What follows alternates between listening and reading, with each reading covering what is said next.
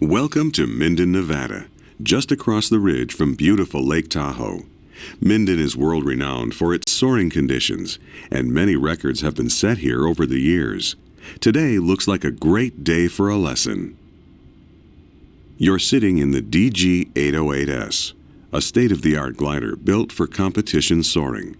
Today you'll get familiar with the features and flying characteristics of this sophisticated aircraft. The most obvious difference between a glider and a powered aircraft is its lack of an engine. To get in the air, you'll be towed aloft by another aircraft known as a tow plane or tug. Press Control-Shift-Y now to let the tow plane know you're ready for takeoff. Once you're moving, expect the glider to lift off much sooner than the tow plane. Be patient and just level out while the tow plane gains speed.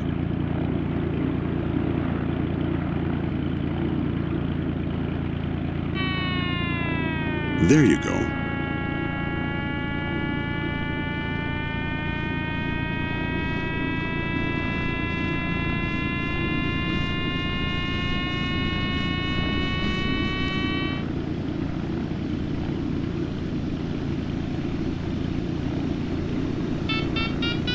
You're airborne. Level off until the tow plane is off the ground. That beeping you're hearing is the variometer. I'll explain it later. There he goes.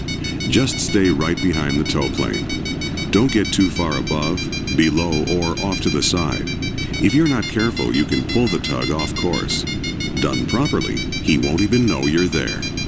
Go ahead and raise the landing gear now by pressing G. Visualize a box around the tow plane and try to keep the glider in that box at all times. You'll know you're getting outside that box when you can see the sides, top, or bottom of the tow plane. It's best to stay just a bit high on the tow.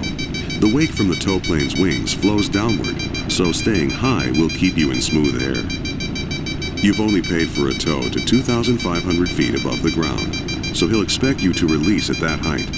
That's about 7,200 feet on the altimeter. The tow rope release is the yellow knob on the bottom left side of the instrument panel. To release the rope, you can click it or press Shift-Y, but don't touch it until you're at altitude. That would make for an awfully short flight. Speaking of shorter than expected flights, there comes a time in every glider pilot's career when he doesn't make it back to the airfield as intended. Either through bad decision-making or lack of lift, he or she has to put the glider down in a field. This is called landing out. It's actually quite routine in cross-country soaring, but it's embarrassing nonetheless.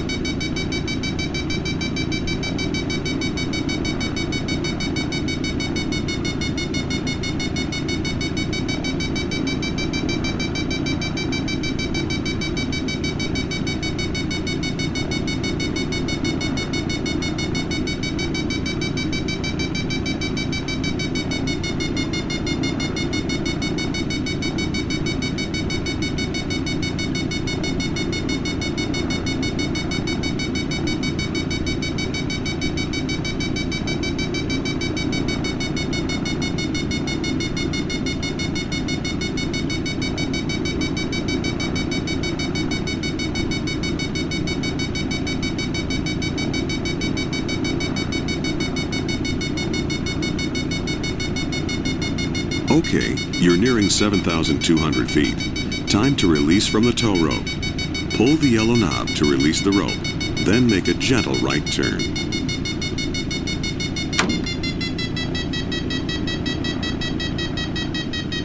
Nicely done.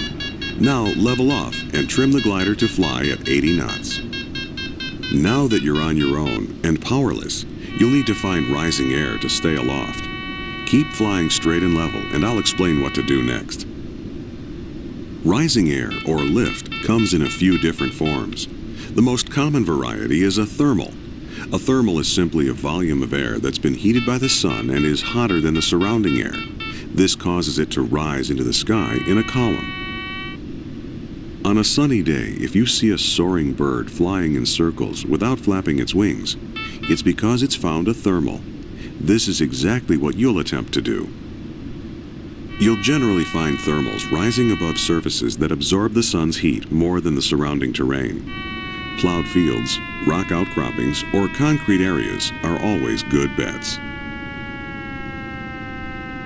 There's a large thermal over the fields just west of here. Head west so you can find some lift. Just like a powered aircraft, this glider has a vertical speed indicator that shows how fast the glider is rising or descending.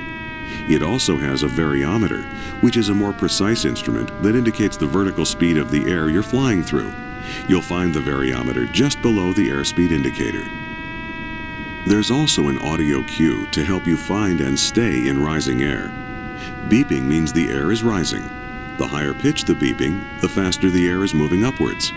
A steady tone means the air is either still or descending. The lower the tone, the faster the air is sinking. With these aids, as soon as you enter or exit a thermal, you'll know it.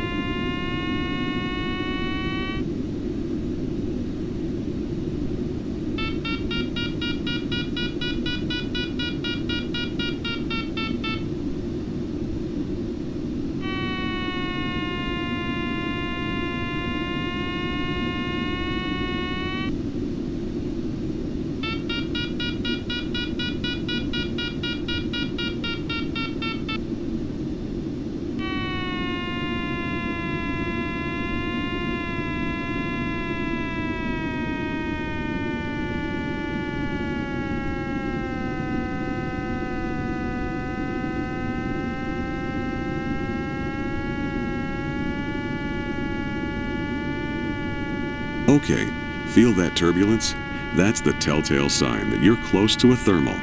Just keep flying level and you should hit lift.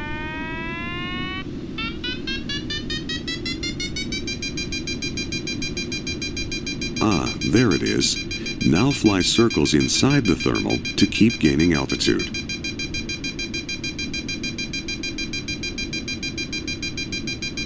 Ready to test your skill? Above you is a green gate. Keep gaining altitude until you can glide through it. The gate is at 8,300 feet. You'll need to clear all 7 gates to successfully complete this mission. The secret to maximizing your time in a thermal is to stay slow. Try and keep your speed at 80 knots. Pull back on the stick to slow down. You should also be using a lot of rudder in your turns to keep the wings as level as possible.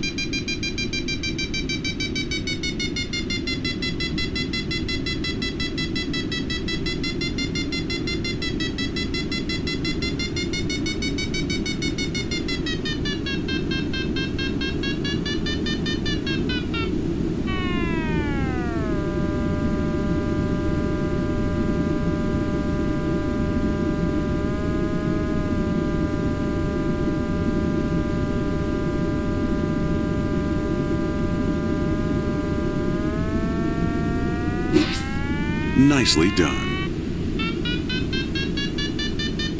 Now that you're familiar with thermals, it's time to explore another type of lift, ridge lift. Fly west towards the mountains. There are 3 more gates there for you to fly through.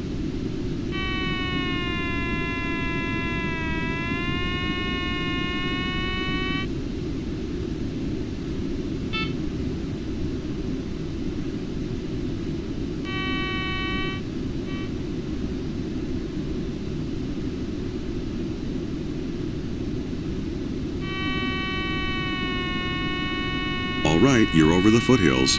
You should be feeling some lift soon.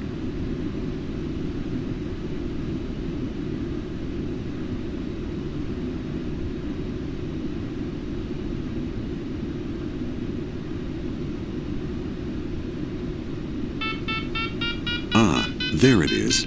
Nice smooth ridge lift. To stay in this lift, turn and fly parallel to the mountain. When you feel the lift waning, turn away from the mountain and do it again. Ridge lift occurs when the wind is blowing up and over a hill or a mountain. This generates an area of rising air or lift on the windward side of that hill. Instead of circling like you would in a thermal, to make the most of ridge lift, you'll fly a back and forth pattern in front of the hill. You'll gain altitude with every pass. There are some dangers associated with ridge lift. You're flying in close proximity to the mountains, so there's no room for error. Always turn away from the hill. There are also turbulent areas of downward moving air on the downwind sides of hills and mountains. This sinking air can drag you right into the hillside, so always stay on the side of the mountains that the wind is blowing from. See the series of gates along this ridge? Keep climbing until you can clear them all on one pass.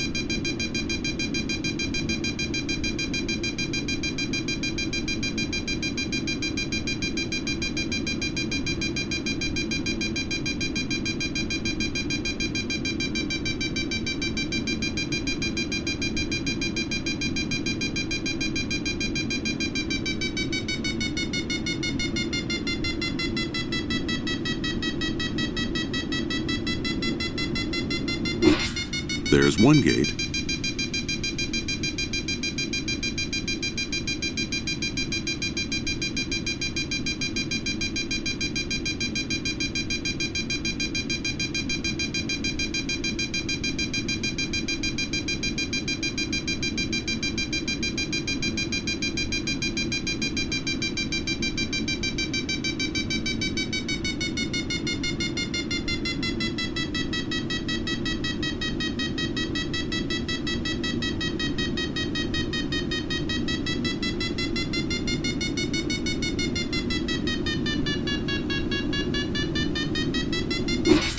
Good job. One more.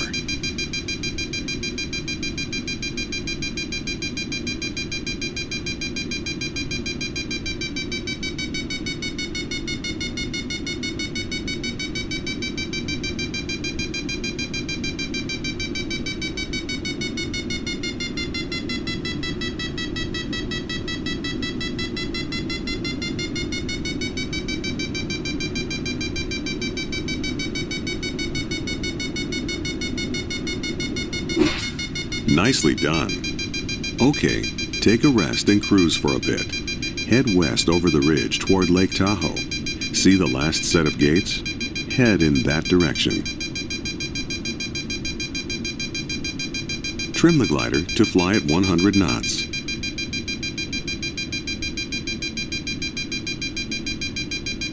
You may encounter some sink on the other side of the ridge. Just head west. There's plenty of lift on the other side. The last type of lift to know about is wave lift. Wave lift is similar to ridge lift, except it occurs much higher up, above and behind the ridge line. When air is disturbed, it acts a lot like water and creates ripples and waves. As an air mass moves up and over a mountain range, it pushes the air above it up and out of the way. This disturbance causes a wave motion that can extend out many miles. This is wave lift. Keep in mind, though, that the air masses between the waves are sinking. Many soaring altitude and distance records have been set after finding a good wave. It's a rare day you find a good wave, and today the winds are just right. Just keep heading west and watch for smooth rising air.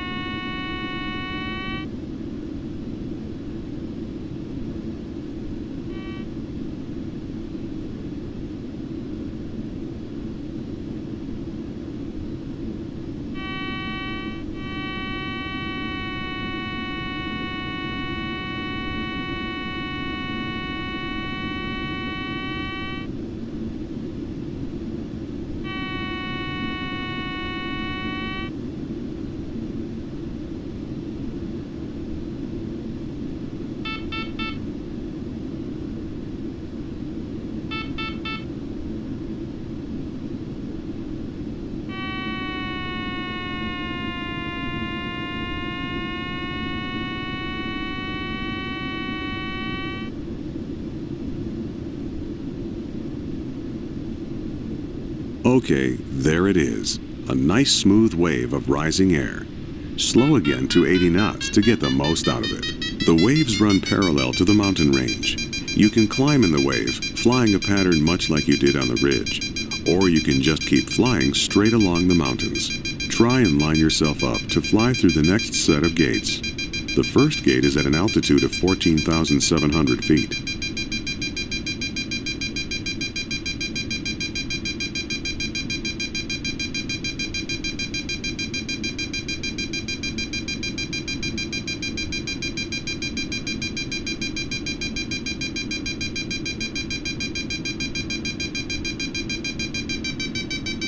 Ready to learn some more about this glider? A heavier aircraft penetrates the air better as it has more inertia. This means more speed. Many racing sailplanes carry ballast so they can fly faster. Ballast is weight added to the aircraft in the form of water.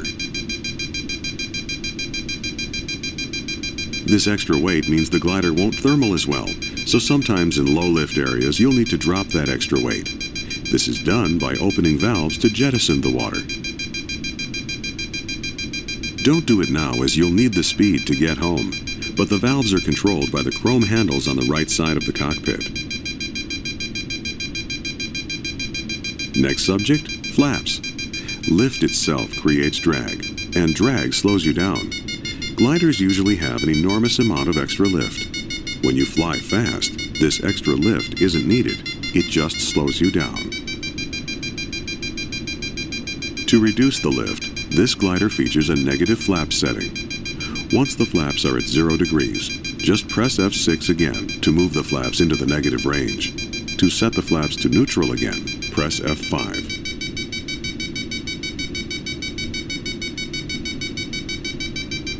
Another way to reduce lift in gliders is by using the spoilers, vertical plates on top of the wings that can be extended to spoil the lift and cause drag. Spoilers are generally used to slow the glider down for the descent and landing.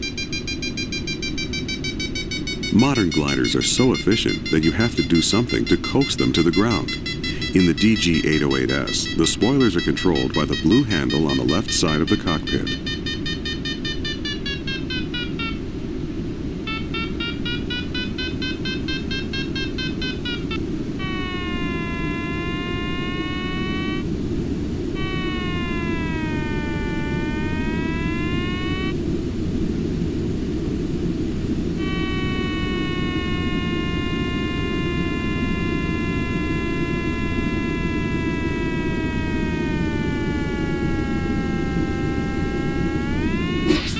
That's one.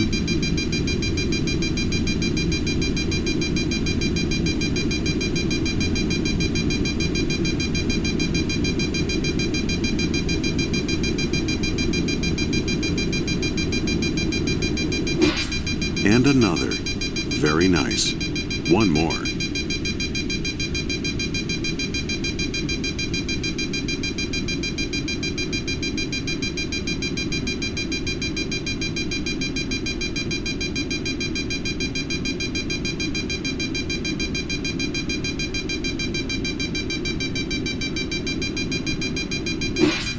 That's it. Well done. It's like magic, isn't it? No engine at all, and you've climbed this high. You can either keep soaring this wave or head back to Minden. It's up to you.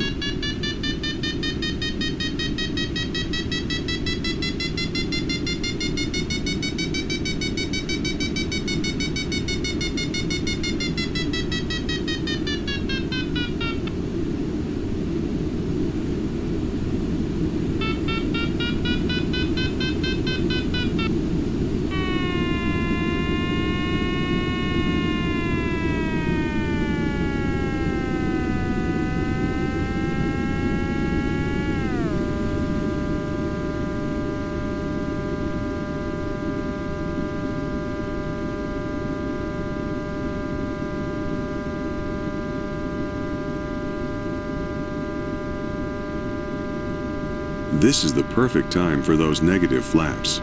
Press F5, then F6, and watch your speed increase. Careful not to exceed 140 knots.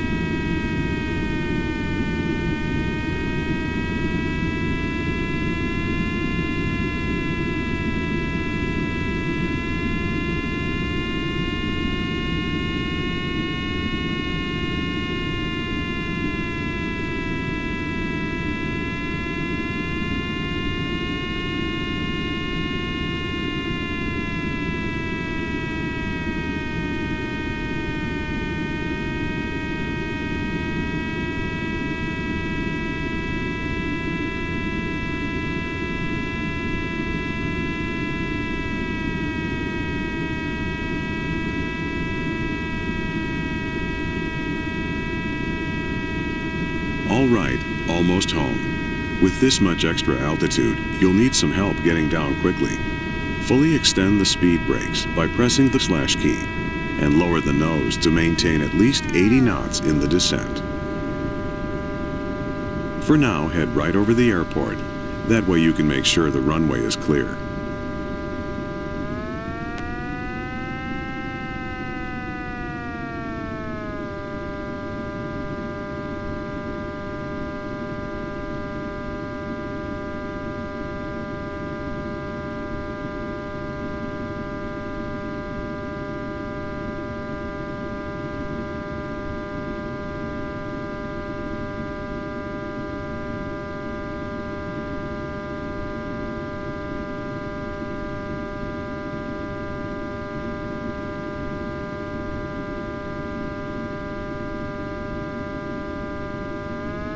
Approach the airport from the north and land on runway 12G.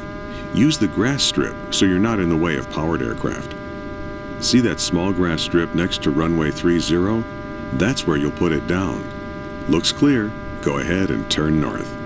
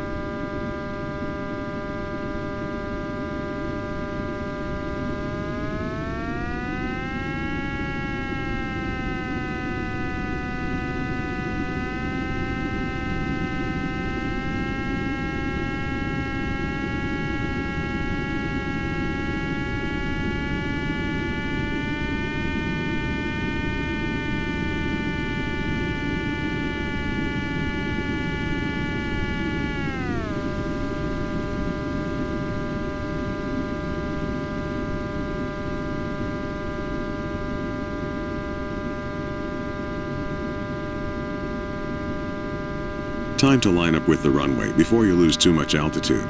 Retract the speed brake and make sure flaps are neutral by pressing F5. Go ahead and dump your ballast if you haven't already. Turn the chrome handles on the right side of the cockpit.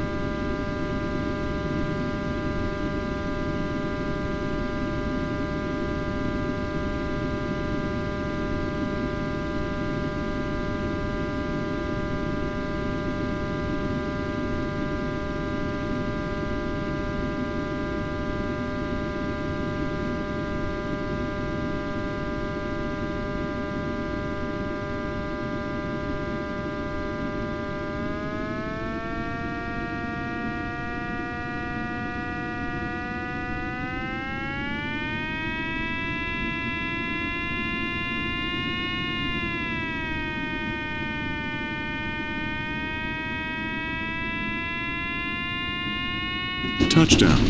Now keep the wings level as long as possible.